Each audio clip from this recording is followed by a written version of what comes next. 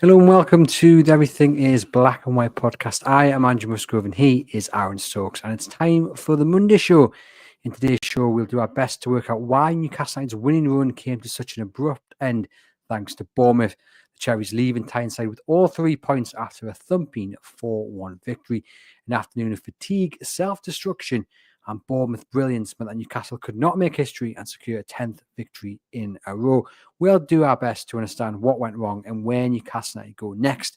As always, this episode is sponsored by NordVPN, and thankfully NordVPN will offer you more protection than Newcastle United's defence did on Saturday. Hit the link in the podcast description box to get a very special discount price on your plan. Let's get on with it. Aaron, are you well? I like how you've tweaked that intro there. From last week, it was NordVPN will keep your devices as safe as Newcastle's defence, and now after Saturday's performance, you've had to improvise a little bit. Well, one thing is consistent. It is the safety level of NordVPN. So get yourself signed up. Newcastle United not as consistent as NordVPN, but yeah, you well? You good? Yeah, good. I'll be honest. I don't think I'm looking forward to this part. I think we've gotten so used to coming on here and celebrating wins. I think this is going to be a sobering experience, if I'm honest. Well, sometimes you need that. You need to be brought back down to earth. Maybe not with such a bump, but it had to end sometime. Unfortunately, it ended in the manner it did. But just before we begin, if you're watching on YouTube, you might see a few boxes and bubble wrap around. It's because we've got some furniture to build, or rather I have. I haven't got around to it yet. But look at these lovely prints over my shoulder here. Can you see it's in James's Park, Newcastle Legends? There, it's looking nice. Some fake plants as well. Yeah, you're going to set this all up this week, aren't you? Yeah, my aim is on Wednesday to get it built. So the next Monday show will not only be happening on the back of a victory over Southampton, but as well, it will be happening with a few new bookshelves and loads of artwork as well. But yes, as we said there, Newcastle 1, Bournemouth 4. Very nearly said the other way around there. A treble from Justin Kluivert and a superb finish from Migos Kirkez handed the win to the Cherries. And in truth, Aaron, it could have been by more than 4 goals. There's so much to get into, but just show some of your initial feelings and thoughts on the result. Yeah, really disappointing day. I just thought Newcastle was second best in every metric, and I think you could tell from really early on in the game that it was just going to be one of those afternoons. I mean, even before Kluivert scored the first of his 3, Newcastle looked all over the shop. They were second to every first ball, second to every second ball.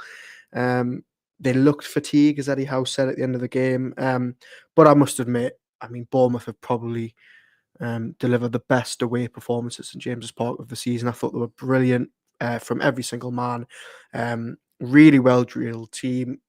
Iraola getting the best out of a really injury-hit squad. They deserve massive credit for what they did Saturday because they made Newcastle look pretty ordinary. Yep, indeed. And like you said, right from the word go, Bournemouth set the tone. Newcastle looking like a spent force, I thought, right from the first whistle. Sandro Tonali, probably the only player outfield to come out of that game with any credit, was called upon twice to stop Bournemouth attacks, and Newcastle was sloppy in possession. Then that first chance falls to Atara. Martin Dubravka has to make a great save, but it comes from Dan Burn passing straight to the opposition, and Bournemouth allowed to come up the field.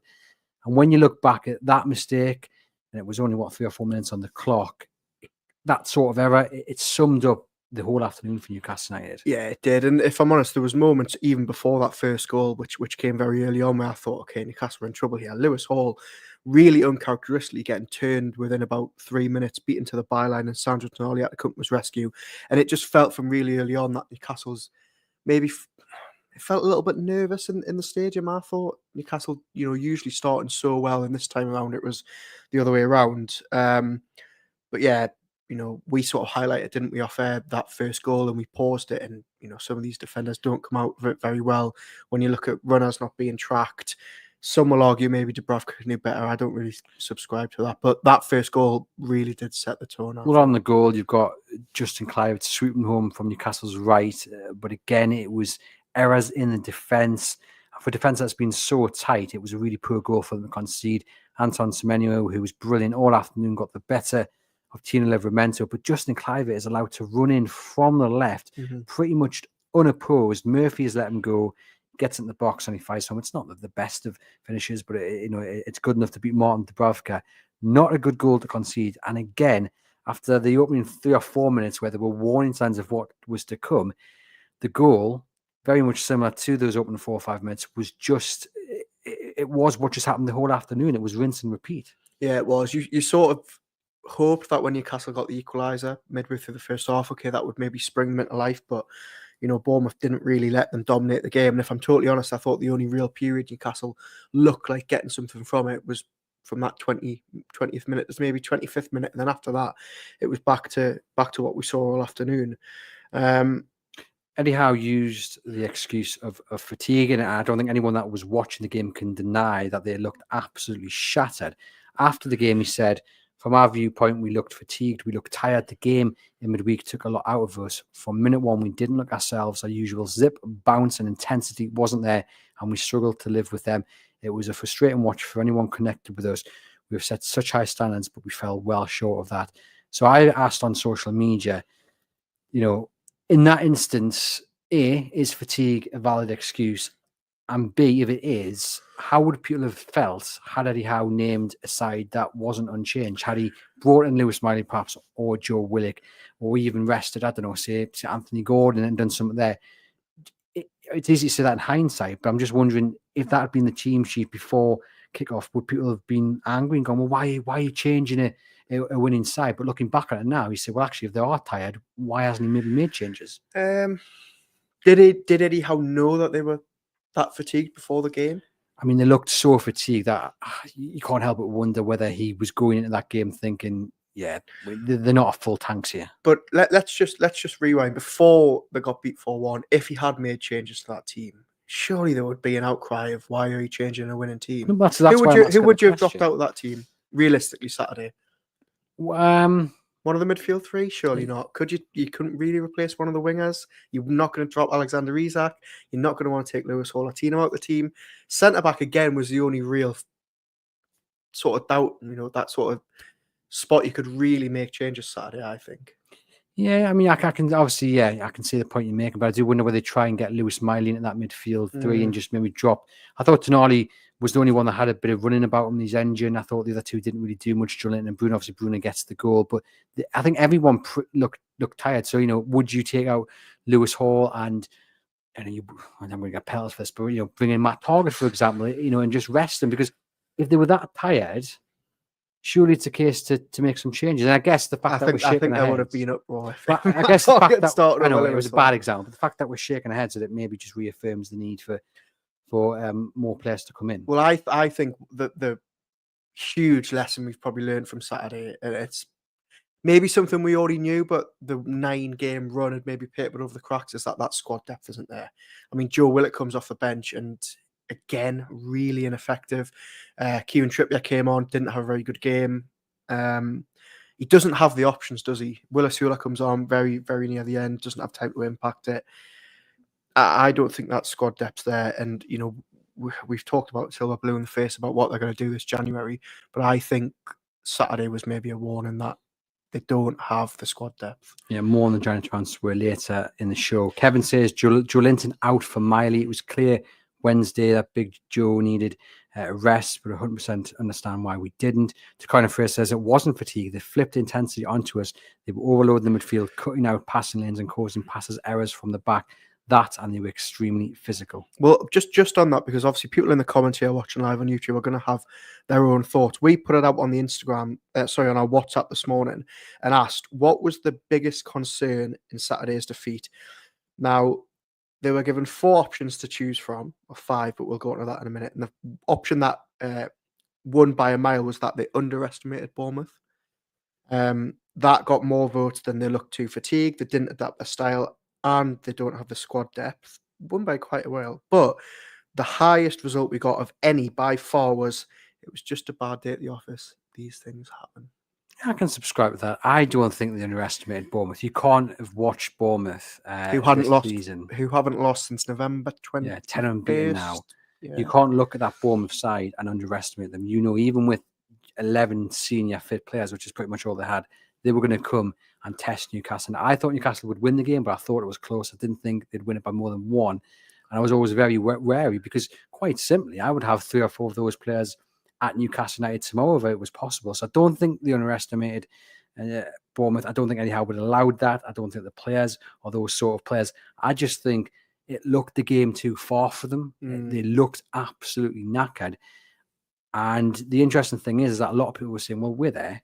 Bournemouth played 3 games in a week and with an injury crisis. 12 players missing, isn't it? So how on earth did they play with such intensity and Newcastle United looked like they were pretty much all ready for bed? Yeah, they're a very well-drilled team, aren't they, under Areola? Yeah, look, I don't know. I maybe subscribed to that. It was just a game too far. Was it a little bit of a bad day at the office? Is it better, dare I say, to get that defeat out their system now rather than at Southampton? Yeah, but of course, know. obviously Newcastle go to Southampton and then beat Fulham as well. Then this game kind of gets forgotten about. And of course, Bournemouth are an excellent side. They deserve to be where they are in the league, and they've been a breath of fresh air to the Premier League. And Gary says, surely if they are that fatigued, Howe has to change it. It's poor management. If he plays people tired, it leads to injuries. Evil Kev says we didn't give Bournemouth the respect they deserved after our first game and also their game with Chelsea. Kevin says superbly well-organised team, strong, quick, and every single player knew exactly what to do. The only conceded from a set piece, very good. Darren says, wake-up call. We need to push on and not get turned over like the way we did. The fixtures are in our favour to grab a 4th place and a League Cup final placing. So we mentioned there how Justin Kluivert opened up the score and Newcastle got back level with 25 minutes on the clock, probably against the run of play. Nothing really had clicked. So much so that Lewis Hall actually went over to take the corner instead of Anthony Gordon. Whips it in. Bruno heads home. A rare goal for Bruno, just a second of the Premier League. But the hope had to be, Aaron, that it turned in Newcastle's favour. But as you said at the start there, other than maybe 10, 15 minutes spell, if that, it just didn't happen. Yeah, I thought when they got the equaliser, okay, kick on, get the second, go ahead, maybe take it at the half time. And I'll be honest, I think there was a couple of moves afterwards in the next 5 or 10 minutes that Newcastle showed a little bit of promise. They had a couple of good moves down the right. Murphy and Livermore were trying to make things happen, but it was very, very short-lived. And I think what summed up the afternoon for a lot of Newcastle's attackers was the moment before the goal where Anthony Gordon whips in this terrible corner and then says, I'm not taking that again. Lewis Hall come over, and thankfully Newcastle get their goal. I'll be honest, I thought that was probably Anthony Gordon's worst performance of the season. I thought that was Lewis Hall's worst performance by far. Alexander Isak didn't have a sniff, wasn't making things happen. Those 3 for me were the real disappointing players. And I don't want to, this is not me, throwing them under the bus. They're due games like this. You've got to remember Lewis Hall's only 20 years of age. He's had such a good season. But those 3 for me, when those 3 aren't clicking down that left side, it was really hard for Newcastle to get back in the game. And you can often compensate when one bad player or one individual has a bad game. But when pretty much the entirety of the team does, it's no surprise that you ship 4 goals, and it could have been more. Well, I'll be really interested to see if anybody watching live or listening on the audio podcast can think of anybody else apart from Tonali, who I think we both agree was probably the only one to come out of it with any form of credit. I'll be very interested to know if anybody else thought that anybody else played well. Martin Dubravka? He made a couple of good saves. Really good one early. That one in the second half, I still don't know how he got back and got it off the line. A good one at the end as well when it had already been 3-1. I know he conceded it on anyway. But yeah, he made a couple of good saves. But I think Tino really struggled. Bruno gave the ball away far too often. I think even Sandro Tonali, what impressed me was his engine. He was getting up and down. But even he was careless in possession, and it was just across the entirety of the team. So we're not going to kind of try and single out any individual, really. It was a bad day for everyone. Yeah, it was. And look, I think Newcastle would have been grateful to get to half time at 1-1 because Bournemouth finished the half really strongly. Lewis Cook and Kirkers having freedom down the flanks alongside Semenyo and David Brooks. And we've mentioned there Lewis Hall and Tino Livermore. They've really been Newcastle's strengths on this 9-game winning run. Yeah. But against Bournemouth on Saturday, their wide men had their number, didn't they? They were absolutely superb, Semenyo and Brooks. But Livermore and Hall were particularly poor. Yeah, Hall got turned a couple of times early on, and I thought, okay, he needs to focus here because he was really getting torn apart down Newcastle's left. And I don't think he got the cover from Anthony Gordon that we used to see him have. I thought Murphy, apart from the first goal, was really trying to give Livermore cover. But I think it goes to show how good Antoine Semenyo was. That was probably one of Livermore's worst performances. I very, very rarely see him get completely torn apart like we did on Saturday. And then when he went to the left, he was I felt sorry for him. Just on Semenyo, you can see why so many teams are after him, and you can, there's been talk of 50 million and 60 million for him in the summer. He looks the archetypical Eddie Howe player, both footed, both flanks he can play on. He's chipping in with goals and assists. He looks really, really promising. He was absolutely superb. Very, very physical, full of running, passionate as well, up for the battle. Not many people go into the battle fancying themselves against Joe Linton, for example, but he had no fear. And if Newcastle scouts had an eye on the man they should spend big either this month or in the summer, there he is for me. Yeah, there was a couple of standouts. I must say, I thought Dean Houston at the back, the centre back, was really, really good. I thought Kirkers at left back looks good. Again, he's another one who's been linked with a big move away. Justin Kluivert has suddenly just found his feet in this team. He's scoring good goals. That Bournemouth team really. The way I'm sat here talking about them reeling off these players, maybe I even underestimated this Bournemouth side, because even with 10, 11, 12 players out, they've got some really, really talented players. I just felt that Newcastle United, what they needed to do was to set the tone early on, get a goal, then make Bournemouth really work for it and kind of wear them down. And then when Bournemouth had to turn to the bench to change the game, they haven't got anyone to really do it because it's all youngsters. But that starting 11 that they picked out, I knew that Newcastle were going to be in for a game. And if Bournemouth could find their feet early on as they did and get an early goal, then yeah, okay, they've got the job done. And I was hoping they might then have to sit in. But they look like they could have played all afternoon, to be quite honest with you. They didn't look like a team who had played 3 in a week. And you look at the table now, they are just a point behind Newcastle. They're in 7th to Newcastle's 5th. They're 1 point off the top 4. They are really in the mix now. Absolutely flying. But just going back to Semenyo, because it's not just Saturday, it's last year, it's this season. It sort of shows why keeping an eye on the Championship is really important, because we're talking about him now costing at least £50 million. Liverpool are linked alongside Newcastle United. He cost them £10.5 million. I think it reaffirms why the man to improve this squad, i.e. on the flanks, it doesn't have to be a big name. It doesn't have to be someone established. It doesn't have to be someone who is going to cost you £50-60 million. You can look at the Championship and you can go down there and you can find value for money, just like Bournemouth did with Semenyo. Well, we had this exact same conversation, didn't we, a couple of weeks ago when Newcastle played Brentford, and we were talking about that, their signing of Mbeumo, when they essentially picked him from obscurity for really cheap. They flew under the radar with that deal.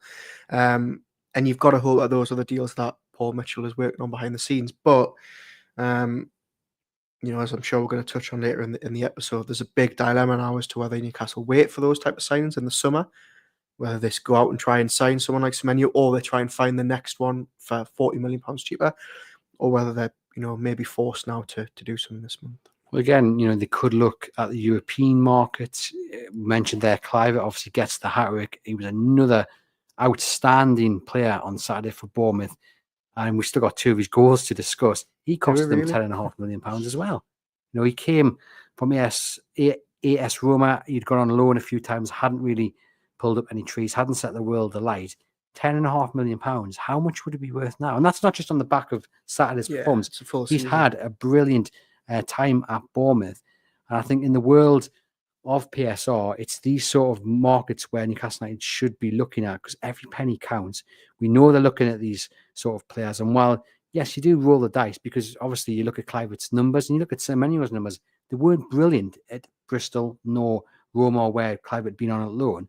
But with the right scouts in place who do their homework, who are thorough, if they can see a talent, not a name that you might know, not a name that really sets your excitement alight, you back them, they can bring them in with the right head coach, they can turn into what these two. Well, that's the thing, isn't it? It seems like those type of signings are probably ideal for what Eddie Howe wants, because you look at the track record of Newcastle more than anywhere else, and his ability of raising the level of these players from, average squad players to really key first team players.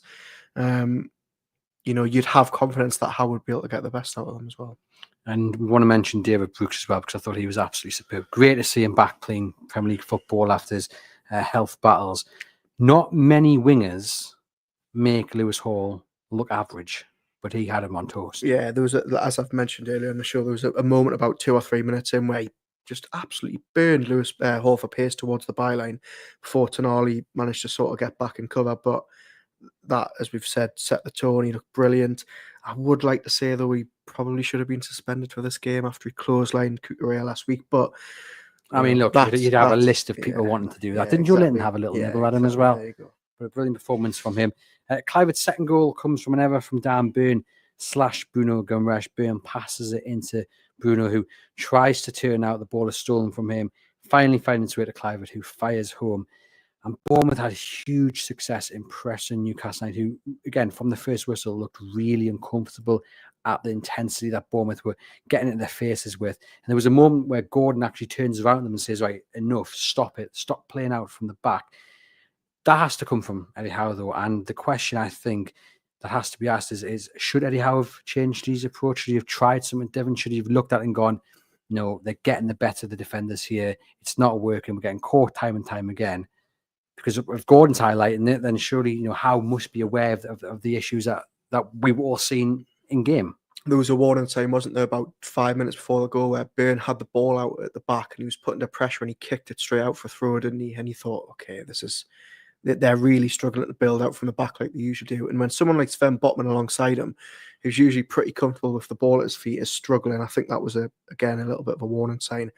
Byrne obviously gets away with that one in the throw-in, but then doesn't for Bruno. Bruno gives the ball away too sloppily.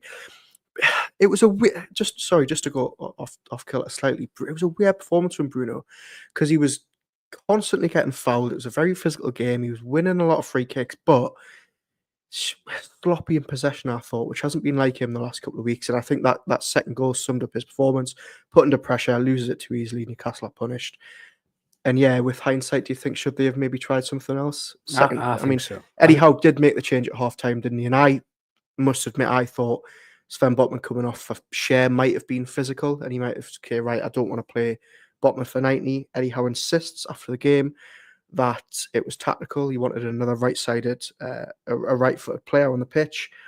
It didn't seem to get much better in the second half. Oh, it didn't at all. None of the substitutes made a bit of difference, and we'll talk about that in a moment. But I think he should have changed it. Let us know in the comments what you think. I think the warning signs were there so early on, and Newcastle, as we said, just looked so uncomfortable with Bournemouth being in their face. It was clear what was going to happen, and Bruno does that quite often. He's always kind of in that kind of position where he likes to turn, he likes to draw a foul, and he's going to get caught. We've spoken about it numerous times on this podcast, and that it's the one bit of his game I really don't like, and he's gotten away with it for the large part, but there's always going to be moments like that. He wasn't helped by the fact it was an absolute shocking pass by Dan Burn, but to be fair, a lot of Dan Burn's passes on Saturday, they just looked really, really tired. Yeah, they did, yeah. It was an uncharacteristic performance from him, given he's been the sort of the standout defender of the last couple of weeks, dare I say, the last couple of months. But how would you have changed it other than how did? Because I was watching second half and I thought it was, remember when we go back to September and October when Newcastle were really struggling to chase games? They struggled against West Ham. They struggled against Brighton when they were behind. I thought at one point in the second half, I looked at it and you had Trippier right back, Tino left back, Willock had come on, Isak was on the left, Gordon was on the right, Sula was through the middle. You had a moment where Gordon was playing in the 8 and Willock was on the left. I thought it just looked, again, just a little bit all over the place. What could he have done differently? I don't really know. Just maybe just for a little part of the game, even if you have to go long, just stop playing it out from the back. So you mean the style of play rather than the changes? Because it was the style of the play that was causing Newcastle a load of trouble. Bournemouth were brilliant, but at least 2 of the goals were of Newcastle's own making, and you just think, even though it's not what you want to do, you've got your principles, but just to give yourselves a break, hit it a bit longer. I'm not saying you have to boot it up to Isak and that's now your game plan, but don't continue to pass it out to Dan Burn, to the midfield or to the flanks. It's not working, and just give Bournemouth something different to have to deal with, because just doing the same thing over and over again, even with the substitutions, it was a little bit silly in my opinion. But yeah, you mentioned the subs. Sorry, and I think that's probably Newcastle's biggest issue, because I said after the Wolves game that they had the depth in numbers in most positions, but of course they were 3-0 up. So I think you can make the same substitutions you did on Saturday if you're 2 or 3-0 up and you see the game out. Long term, you need more players coming in because the quality's not there, but the depth is there in numbers in most positions. However, when you're chasing a game, you want game changers, and he just doesn't have it. Howe needs those game changers, and we can complain or we can analyze and critique the setup from Howe, the formations, the approach. Fair enough, but a large part of the reason behind performances and results like that on Saturday is that Howe hasn't got game changers on his bench when things aren't going his way. And that's a big issue. And not only does he maybe not have the amount of game changers he wants, the game changers that you look at, well, the players that you look at that bench and think, okay, he can come on and do something, aren't doing it. And the one I'm looking at there is Joe Willock, because Willock is the type of player who will get the ball and run at goal and create things in the final third. And for whatever reason, he's just not taking his chance at the minute. I thought he was really poor when he came on Saturday. Sean Longstaff and Lewis Miley probably aren't going to change the game for you from the bench. But do you not think in a game when you're consistently giving the ball away, having someone who is quite good in possession, like Lewis Miley, would have been the right substitution to make? Yeah, potentially. But then again, you're chasing the game, aren't you? You need players that are going to get shots on goal, that are going to create chances. And I think Willock out of the three midfielders is your most attacking-minded player. You are correct on that, but for him to make most of his best ability, i.e. the attacking midfielder, you need the ball, and you need to be controlled in possession. And as good as Joe Linton, Bruno and Tonali are, they were guilty, giving the ball away. They were sloppy. Bring Lewis Miley on, who we know, is he as good as those in possession? No, but it was quite clear that not a single one of those three were having the best games of their life. So why not make that change? Introduce someone new, fresh legs. Yes, he only played great against Bromley, but he still played really well. He's played brilliant against PSG.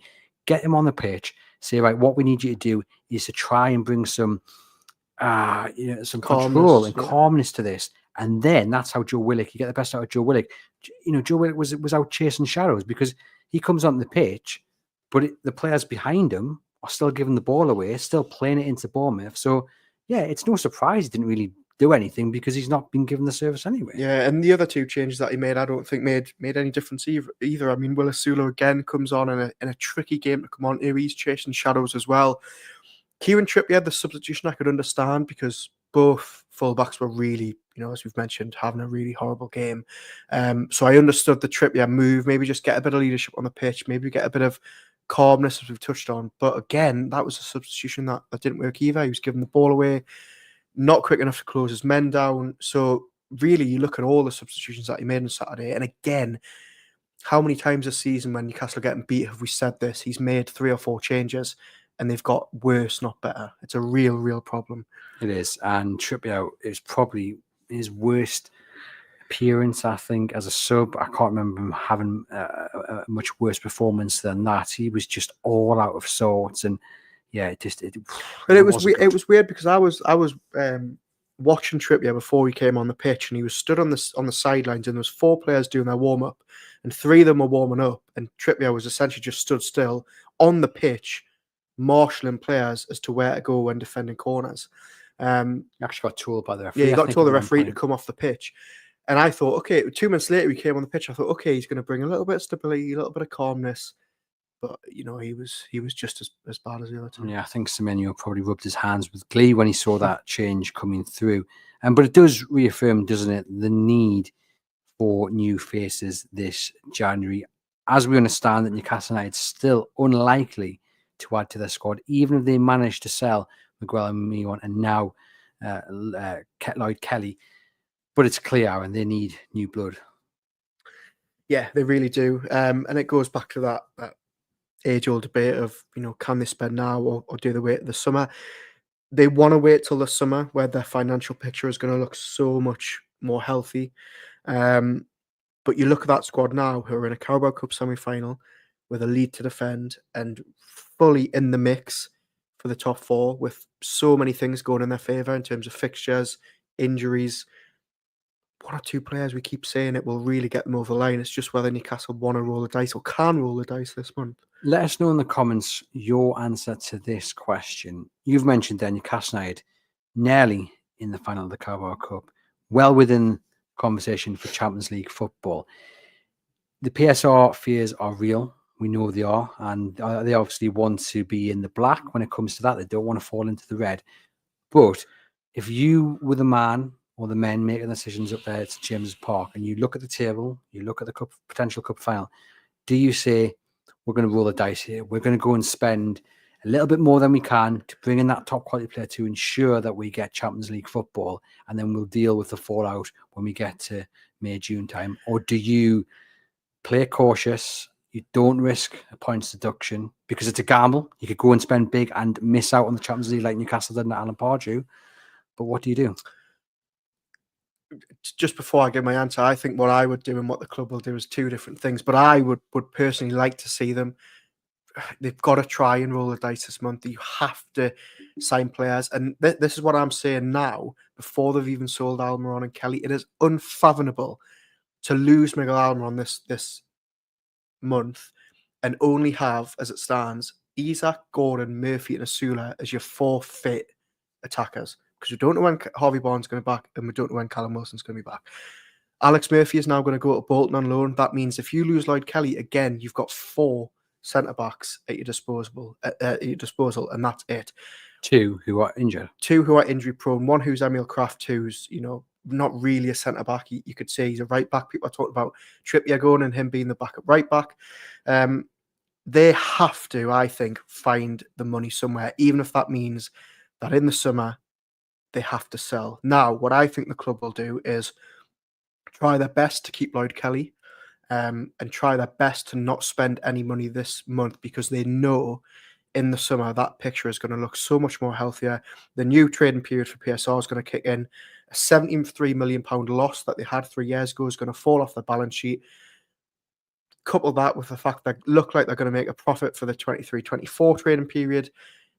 There's going to be the ability to spend in the summer without even really having that pressure of selling anyone. So I think they're going to want to keep their powder dry till then. Geordie J says we are going too still. By summer, we will have more problems. Even in Champions League, we will get knocked out.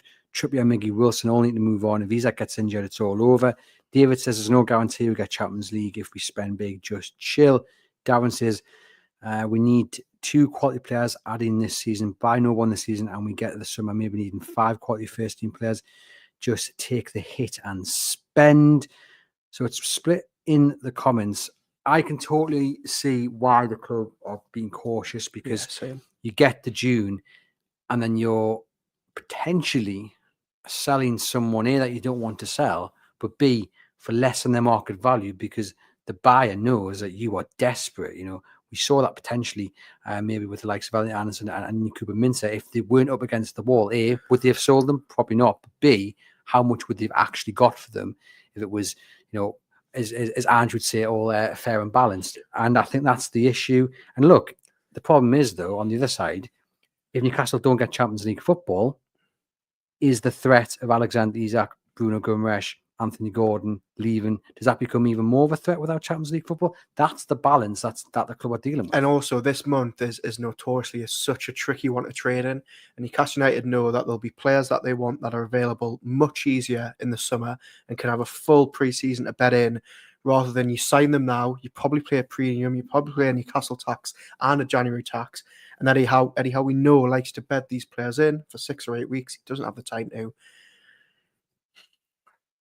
It's such a tricky one. I can see both sides of it. I understand why the club are doing what they're doing and they're being cautious and they want to wait till the summer. But Saturday looked to me like a real reminder that they need bodies in this month if they can do it. Kevin says being cautious now allows us to really strengthen properly in the summer, not just bring in players for cover now. We have to be smart about how we build. Even if we bring in players now, there's very little chance they'll get first team straight away. It's not what Howe does. Darren says we need to spend more in the summer. If we don't spend now, we are not going to get the squad depth right in the summer. And Evil Kev says one decent player will give the whole squad a lift. But it's just, it's that balance. What's his name? Evil Kev? Evil Kev on YouTube. Good name, that. I hope you're not evil, Kev, but hello, thank you for your comments. But I think the big issue is up top, because it wasn't working for Alexander Isak at all on Saturday. Usually what you see with Alexander Isak is the ball down the wide and he then drifts in and he's in front of the defender. His first touch is there. Then he's strong. He's got his elbows out. But on Saturday, he was like 2 steps behind the defender. It was so easy for Kirkers or whoever it was to get in front of him and get there first. He looked so off the pace.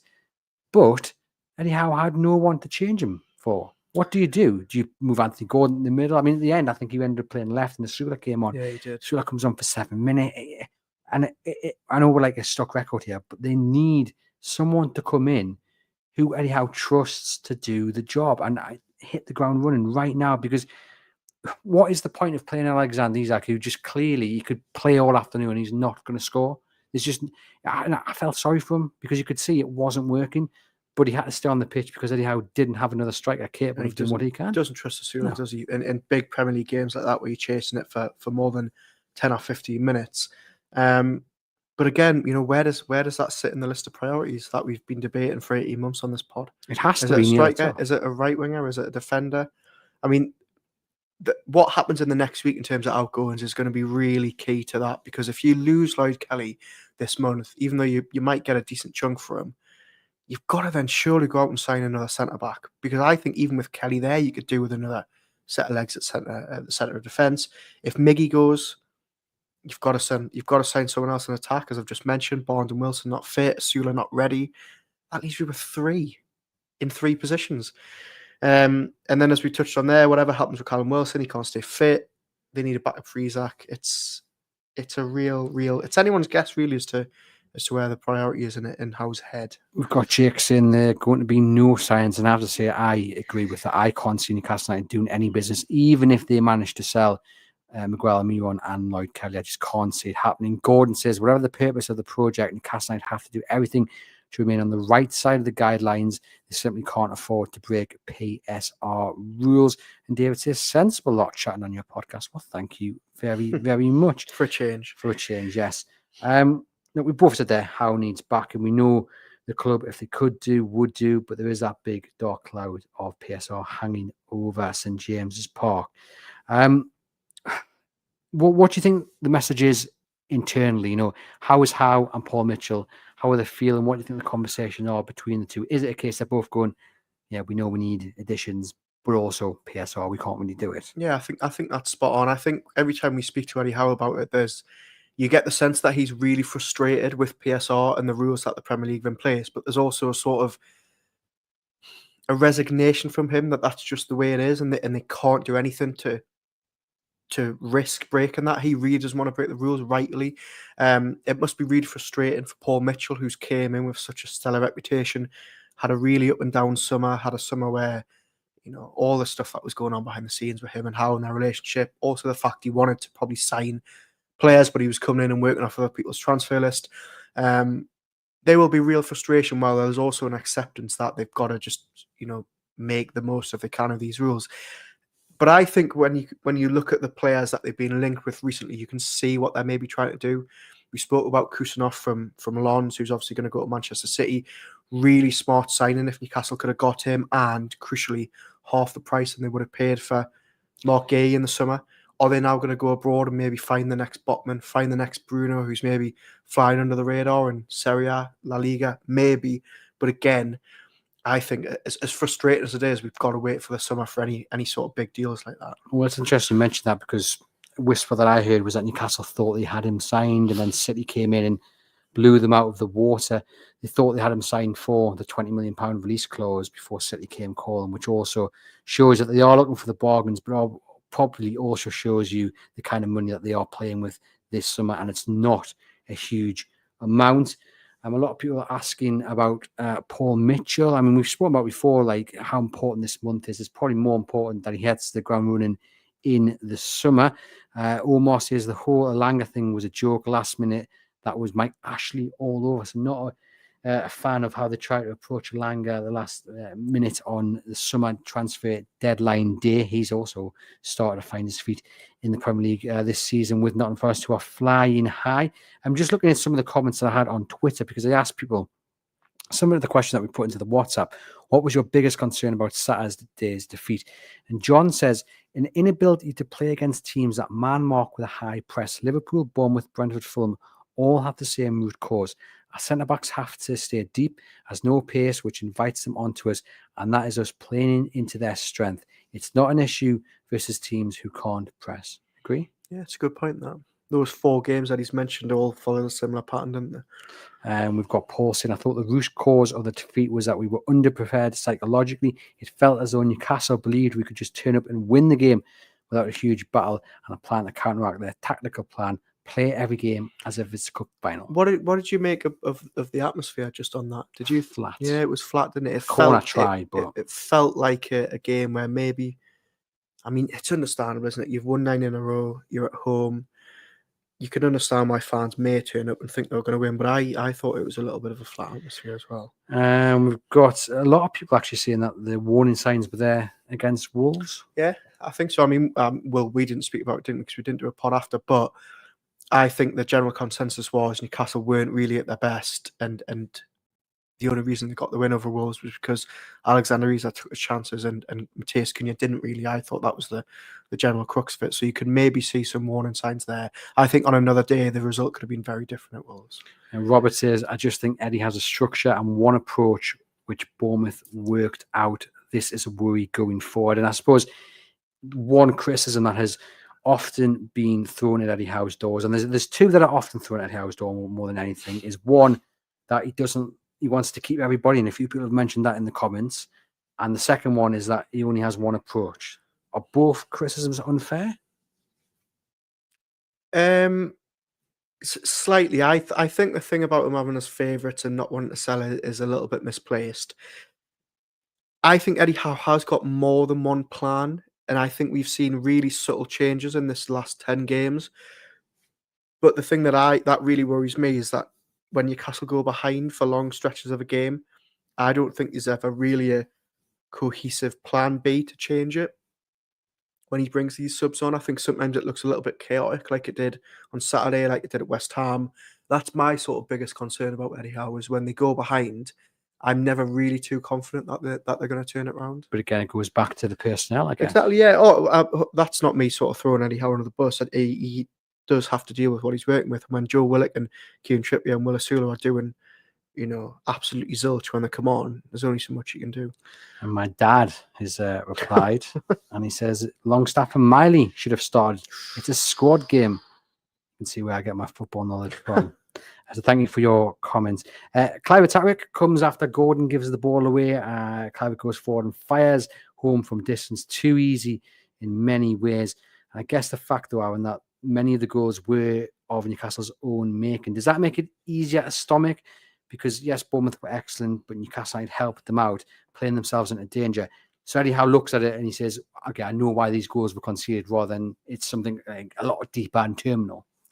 No, I think for me it's the other way. I think it's more frustrating. It's frustrating, but in terms of working out where it went wrong, Howe knows it was that Dan Burn pass to Bruno, it was that pass to Gordon, rather than saying, with the right tactically, with the right positions. Yeah, it was individual errors. Yeah, potentially. I get your point about that. Yeah. And then you've got Kirkes on the counter, and less about that, the better. Howe at full time said it can happen at any level against any team. Bournemouth have their way of playing, and it's very difficult to play against them, and they can knock you out of your rhythm. We didn't have answers to it. It's important that we don't overreact. It's one game. The players have been magnificent in recent weeks. We have to accept it, learn from it, analyze where we could improve, and then come back next week. And he's right, isn't he? Look, 9 wins in a row. They've shown what they can do. It's important to put it into context. It's one defeat, and it's the reaction that comes next, which is really important, against Southampton and against Fulham. Yeah, I think if people are going to start getting carried away with potential title charges after 9 wins, you can't, completely go the other way and say everything's doomed after a defeat. These days at the office can come, and that's not me trying to be an excuse. They can. I mean, remember the sheer confidence before that West Ham game at home, when they'd just beaten Arsenal, Chelsea and Forest, and they were just not at the races at home again. This time slightly different because, as we touched on, Bournemouth were brilliant from the first minute to the 96th. Come back to me this time next week, and if they've lost to Southampton, I'll be concerned. But at the minute, I'm jotting it down as a bad day at the office, like the people in our WhatsApp are. And is it a case that you just have to hold your hands up and say we were beaten by a very, very good side with a fantastic manager, some fantastic players? And I said after the win against Manchester United that Bournemouth would be the biggest task going into February, bigger than Spurs, just simply because I think Bournemouth are an excellent side. They're a breath of fresh air to the Premier League. I'm a big fan of everything they do. And yeah, Saturday, Newcastle were awful, but Bournemouth, right from the word go, tactically superior, had their number, and sometimes you just have to say we were beaten by a better side. Yeah, very much so. I think that's a very level-headed, good way of looking at it. Interestingly, And I don't want to do a disservice to Bournemouth because they're doing very well, but be very, very interesting to see if there's any high-profile Big 6, Big 7 managerial sackings in the next couple of weeks, i.e. maybe Ange, i.e. maybe Arteta, Amarin, Iraola. Is he maybe on the radar now of some of these bigger clubs? Do you know what, though? Speaking to Bournemouth fans, like, there's so much ambition under Bill Foley at Bournemouth. And yes, they're going to be stung by the PSR rules, as most clubs are that size and level. But if I was at Iola, I wouldn't be leaving to go to Spurs. It's an absolute circus there. I'd be stopping until the right job comes along. I wouldn't be doing what Graham Potter did and jumping at the first chance of a big job, and then it backfires and 6 months later you're out of work. No. Sorry, I'd be sticking at Bournemouth, and I think he will do. And do you know what? Credit to Bournemouth as well for sticking by him. Yeah. Because he went on some 15 games without a win. After spending a lot of money as well. And it was going back a long way here, but it was one of those appointments where it was, everybody was thinking, what are they doing, sacking Gary O'Neill and bringing in this guy from Spain? And he's worked wonders. Yeah, absolutely. A big fan of him. Quick word for the referee, Stuart Atwell. Really? It goes to say something when you've got both sets of fans cheering against you. Bournemouth were fuming, Newcastle were rightly fuming. He lost control of the game so early. Now, I'm not going to say that he caused Newcastle the game. Of course he didn't, but in terms of a standalone refereeing performance, it was really, really woeful. It was pitiful for both sides. He was just getting things all wrong. And then when he was starting to book players, he lost total control of the game. And there was a real spiky undercurrent to the fixture, but it was kind of accelerated by the fact that he just lost control of pretty much the entire of the game, really. And Mr. Tyler Adams got done for a fantastic challenge on Bruno. Just thinking, what on earth is the game coming to? And by the way, ladies and gents, I'm just going to say, Tyler Adams was absolutely brilliant, as he was against Chelsea. And for all those who give me stick 2 years ago or whatever it was, remember when I said he should have signed for Newcastle United? I tell you what, ladies and gents, I'm starting to prove right. But I'm going to dive back into the comments.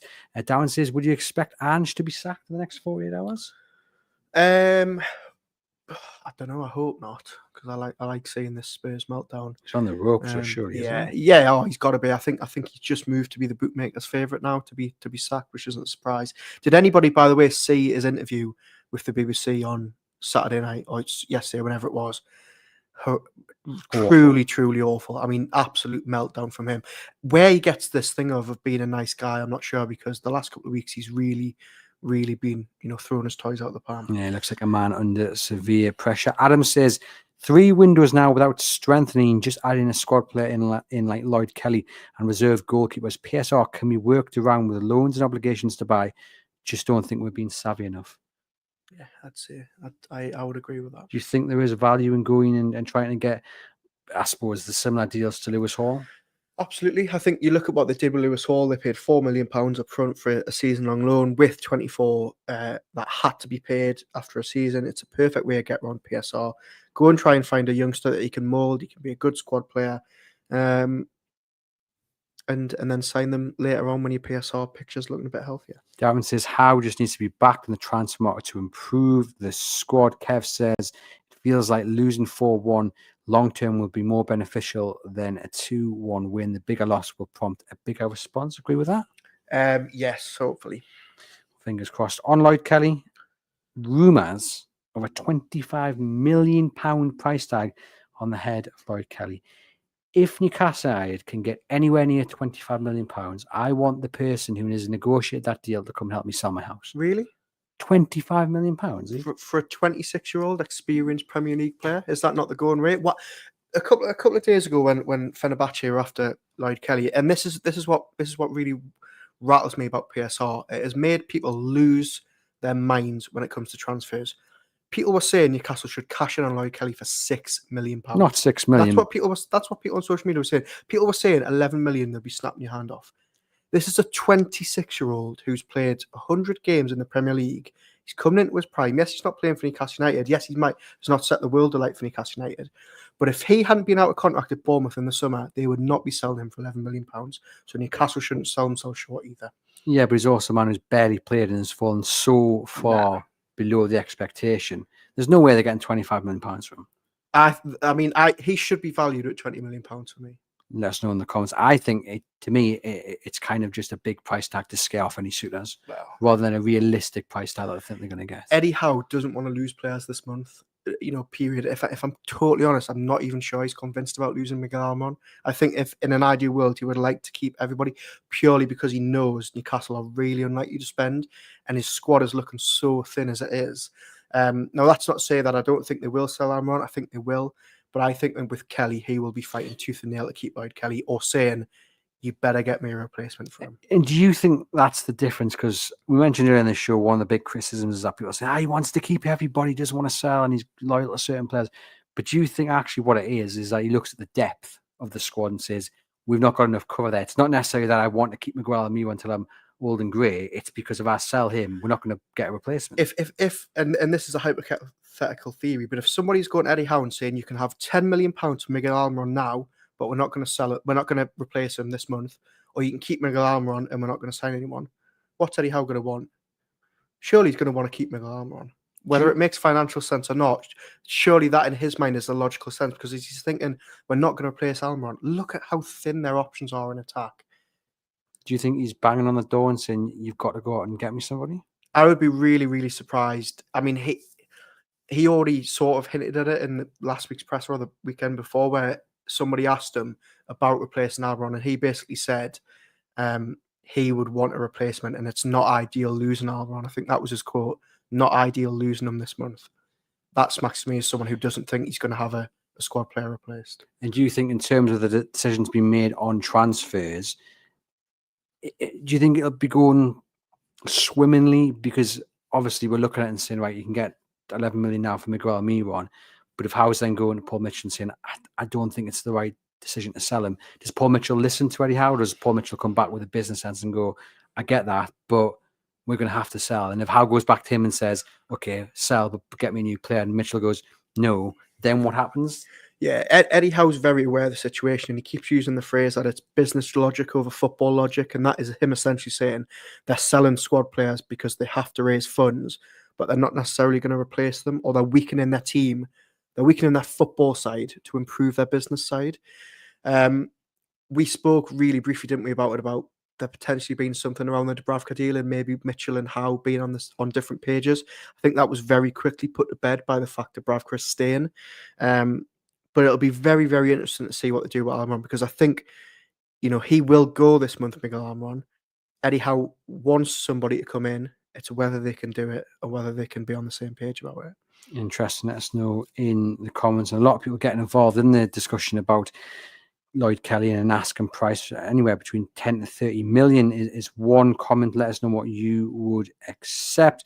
Just reading a few more of these comments that we got on social media. Frank says, Howe never ever changes his formation, opting to always play a lone six when it's obvious we are being overrun. We've got Andy saying, defenders being shaky at times during that 9-game winning run. Wolves could have easily had 2 to 3 goals if it took their chances. Genuinely worried about the Carabao Cup return leg. A few people are saying there's no plan B. Liam says, will we overconfident against Bournemouth? 9 wins in all competitions is some feat, and you could see that the energy levels were starting to wane. Is the gap between our best 13 or 14 players to the rest concerning? I think even 1 or 2 on loan would help us out a lot. And Calvin says, in-game management. And got ourselves back in at 1-1, 10 minutes before half time, just to sit in, protect the fullbacks, close the spaces they were running right in, get to half time. And Dan says, despite not playing in Europe, the players looked leggy. Half the squad were pulling a caravan. Lack of pace at centre-back was exposed. They went man for man and pressed and weren't up to it. 9 out of 10 of outfield players lost the individual battle, with only Tonali holding his own. And why was Osula sitting on the bench, asks Alan, when the front three was so poor? If he's not ready when we need a goal, he will never be. And David says, the squad isn't ready for Europe. Can't cope with a load of games because away from starting 11, the squad is very, very poor. So can everyone aiming in on the same concerns there? Yeah, I don't think you can really disagree with anything that people have said there. In-game management, definitely an issue Saturday and earlier in the season. Players looking leggy. You've got to think they've had a very hectic period, though. And maybe the confidence of those 9 wins in a row has maybe masks some of that fatigue. But yeah, chalk it off as a bad day at the office and get ready for Southampton. Geordie says, I would accept 50 million for Lloyd Kelly. We need to sell somebody. Stephen says, should either first, second year spend if take or off, then the two must spend. Will Eddie be at the helm in the summer? That is the question, but we have big money to spend after the PSR reset. I think he will be here. He'll be the man here for a long, long time, hopefully with a Carabao Cup as well in the trophy cabinet. Kevin says the only way to increase the quality of the squad is by qualifying for Europe.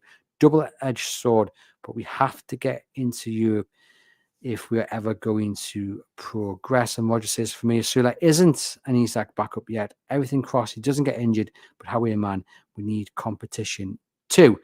Right. As we said, just a bad day at the office. 9 games in a row, victories. It's just one of those days, right? Yeah, and the perfect chance to put it right next week because they are coming up against one of the worst teams in recent Premier League memories.